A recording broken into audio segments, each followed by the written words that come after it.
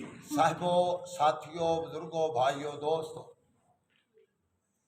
महबूब नबी सल्लल्लाहु अलैहि वसल्लम ने फरमाया, दो बंदियां नूं आका कब्रस्तान दे विचों गुजरे ते आका ने फरमाया कि दो बंदियां नूं सजा हुंदी पई सी। ते सहाबा इकराम ने पूछा, सोहणिया किस वजह तो? ते आका ने फरमाया भी दो वजह सी, यानी हर एक दी अलग अलग वजह।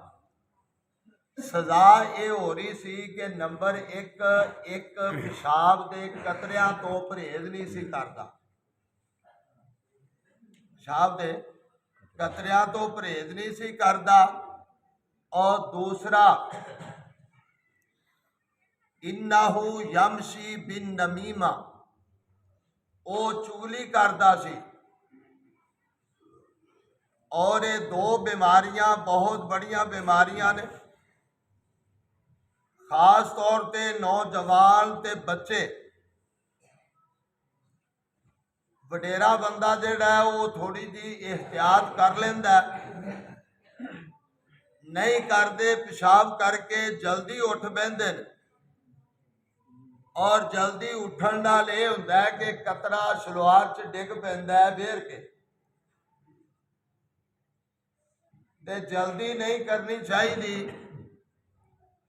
बल्कि तहारत इंतहाई जरूरी। नंबर एक। नंबर दो, इन्नहु यमशी बिन नमीमा, और दूसरी खामी महबूब नबी ने यह दसी कि वो चुगली करता सी। जिस तरह नबी अलैहिस्सलाम दे कोल एक आउण वाला आया, उन्हें किसी दे बारे च गल की, गल भावें छोटी होवे भावें वड्डी होवे। ते महबूब नबी ने फरमाया भी थुक सटे ना, वो इवें जिवें खून ते गोशत दे लोथड़े निकले। कहने लगा, सोहणिया ये की? आका ने फरमाया, तू आपदे मुर्दा भरा दा गोश्त खादा है। इस वास्ते पहले ये आदत बुढ़िया दियां सी, हुण बंदियां नूं पै गईयां ने। इसके बड़े नुकसानात ने, और इसके बदले के अंदर महबूब नबी सल्लल्लाहु अलैहि वसल्लम ने इन्हां चीज़ों तो बचन वास्ते बड़िया चीज़ां दसियां ने। और वुजू ते हुंदा ही नहीं जिन्ना चिर तहारत ना होवे। जिन्ना चिर तहारत ना होवे उन्ना चिर गुसल नहीं हुंदा, उन्ना चिर वुजू नहीं हुंदा, उन्ना चिर नमाज नहीं हुंदी। तहारत इंतहाई जरूरी और अहम अमल है। और ये जाहिरी तहारत है और जिस्मानी तहारत। इंसान इन्हां चीज़ां तो बचेगा तो उसकी तहारत होवेगी, वगरना तहारत कोई ना। और इहदे विच मैं ते तुसी सारे ही शरीक आ। और फिर तहारत जदों करनी है बाहर किते वेली जगह ते होवे, क्योंकि मसाइल छोटे ने। बंदा आदा मैं बड़े मसाइल सुन जानना, छोटे सुनेगा तो हो सकता है असर पै जाता है, कोई ना कोई चीज असर करती, क्योंकि रिहर्सल हो जाती है। हुण जिस तरह बच्चे ने माशाअल्लाह अजान आखी असर दी, जिन्हें भी आखी है कमाल कर दी। कल शाम की आखी है बहुत प्यारी अजान आखी है, परसों शाम की आखी है तो काम गवाया, तू चंगा नहीं किया, धक्का कर गया बच्चा भी मैं जरूर जान आखनी है, मेरी अम्मी आखे दी मेरा पुत्र जरूर जान आखे।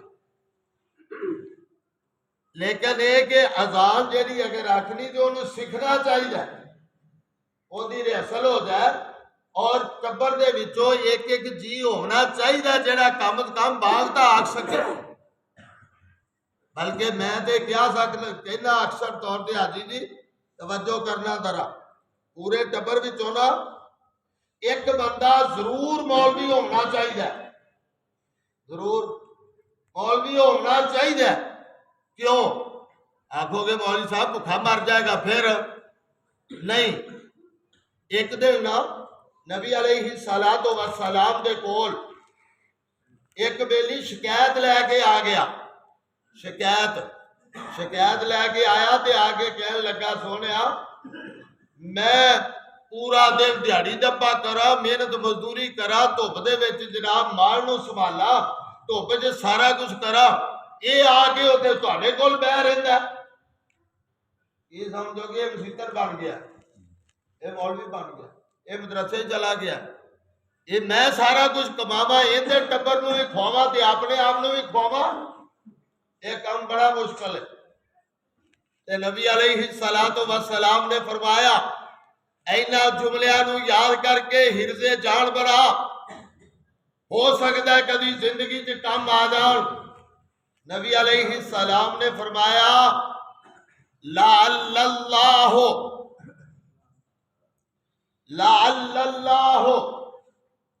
शायद के अल्लाह ताला इहदी वजह तो तेनू रिज़्क अता पिया करदा है। शायद इहदी वजह तो, इहदे मसीतड़ बनन नाल, इहदे मौलवी बनन नाल, इहदे कारी बनन नाल शायद के अल्लाह तुहानू ये रिज़्क दी फरावानी अता पिया करदा है। और अगर ये गल देन च बह जाए तो इंसान पूरी कोशिश करे, नहीं बनते तो खुद ही कम अज कम बन जाए। और रोटी तो भाइयों पूरी होती रहनी है। जेडे नहीं भी बाला नूं जिन्हें पढ़ाया, नहीं मौलवी बनाया, नहीं दीनदार बनाया, कुछ जरूरी है कि उन्हें आके दरस देना। दरस ते सारे पुत्र ही दे लेते हैं जेडे पढ़ते हैं मदरसिया, लेकिन करिए कि रंडी रंडेपा कट लेंदी है, चुका वाले नहीं कटन देंदे। इत्थे हुणे ही कोई आपदा बंदा दरस देन लग पाए, ये कई नूं गुंड लै ये दरस देन लगा, दूजा बेली बोल के यही तुर पैंदा, तीजा बेली ऊँ ही बुण झाड़ के तुर पैंदा, भावें पिपल थले जाना काम होर कोई नहीं हैगा, वो डिसहार्ट हो जाता, वो डिसहार्ट हो जाता, उहदा दिल टुट जाता है। वो आंदा यार कल की मैं इन्ने साल मेहनत करके, मेरे वालदैन ने मेहनत की, सब कुछ किया, मेरी गल सुनने वास्ते तैयार नहीं। इस वास्ते भाइयों खुदा रहा, अगर कोई गल दीन की सुनाए तो सुनने की कोशिश करया करो। टाइम 2 मिनट कढ़ण नाल हुंदा कुछ नहीं, दे काम भी कोई नहीं हुंदा। ये नहीं गल के मेरी सुनो, जेड़ा मर्जी होवे उनकी सुननी 2-4 मिनटां दे अंदर। चलो कोई घंटा जेड़ा ला दिया तो फिर भी आ कोई अद्धे घंटे बंदा उठ के चला जाए, चलो कोई गल नहीं। ते फिर बाद आते मौलवी साहब तुसीं ये मसला नहीं बयान किया, जदों सुनिया ही नहीं मसला बयान कितों करना, क्यों भाई। और कई साथी है ना भी फौरन सलाम फिरिया, कोशिश करनी है भावें नमाज तोड़ के भजना पर निकलना जरूर है। जदों जो मसला हुण बयान किया, हुण स्पीकर नहीं है, स्पीकर नहीं बाहर नहीं गल करती, चलो एक हिफज़े मा तकद्दम के तहत जैसा तैसा भी सिस्टम है। बहरहाल साडा ज़हन तो इसके खिलाफ है, चलो किसी को मसले का पता लग जाए, अच्छी बात है। दीन साढ़े 8 बंदियां वास्ते नहीं, दीन औरतों वास्ते नहीं। ते दीन की गल अगर उन्हें बह के सुनी नहीं तो उन्हें किवें पता लगेगा, जब लग जाएगा पता। और घर तक हिम जानो रहा, क्यों भाई मगर लगा जाए भी मैं दसा भी जा मसला है, इसरा मैं दसिया नहीं पता लगता। इस वास्ते जिवें जनाजे के अहकाम आ 2-4 दिन रगड़ा लाया, मियाँ पैर नाल पैर मिलाओ, जिद छड़ दो, असल जिद ही लैके बह गई है, पैर नाल पैर मिलाओ, सीधे करो। छोटे छोटे बच्चे पिछे मिला के खले से, रूह खुश हो गया भी चलो मेहनत रंग लै आई है, सफ दुरुस्त करन दा वल आ गया।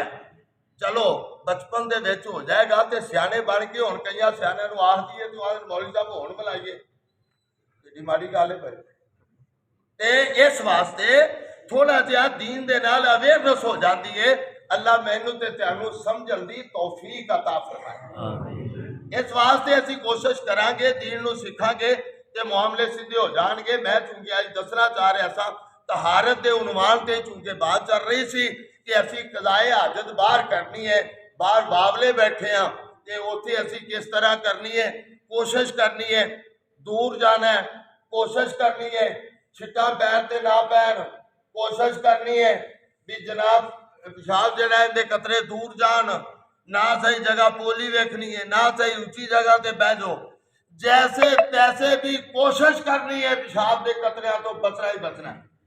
अगर उसे पानी नहीं लेगा ढेले तेन इस्तेमाल कर लो, जे किते फसल च बहना तो बाहरों ढेले तेन लैके लगे जाओ, ढेले तेन रोड़ियां तेन लैके लगे जाओ, और वो जनाब तीन ढोली ढेलियां उन्हें इस्तेमाल करनियां भी वो जो कर लेगा ते अगर उन्होंने पानी बाद दे विच लभ भी जाए, अगर वो तहारत करना चाहे तो कर लवे, इस्तंजा नहीं करना चाहता तो उसकी नमाज फिर भी हो जाएगी, मिट्टी पाक करने वाली है।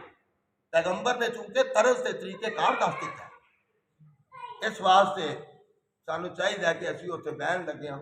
अक्सर शिकायत आती है भी बाहर नूं दिन चंबड़ गए ने, बाहर नूं चुड़ैलां चंबड़ गई ने, बाहर नूं साया हो गया, तो ये सिर्फ साड़ियाँ सुस्तियां ने, असी सिर्फ ये दुआवां नहीं पढ़ते।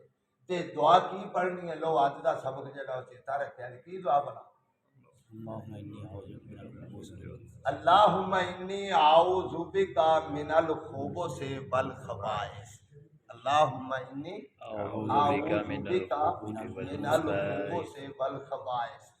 ये चेता रखनी है, इनू चलद्या फिरद्या इनू पढ़ी जाना, पढ़ी जाना।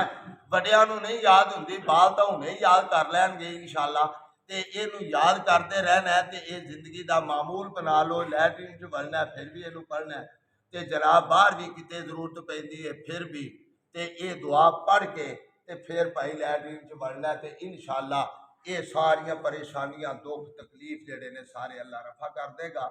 अल्लाह समझण दी तौफीक दे। व आखिरु दावाना अनिल हम्दुलिल्लाहि रब्बिल आलमीन।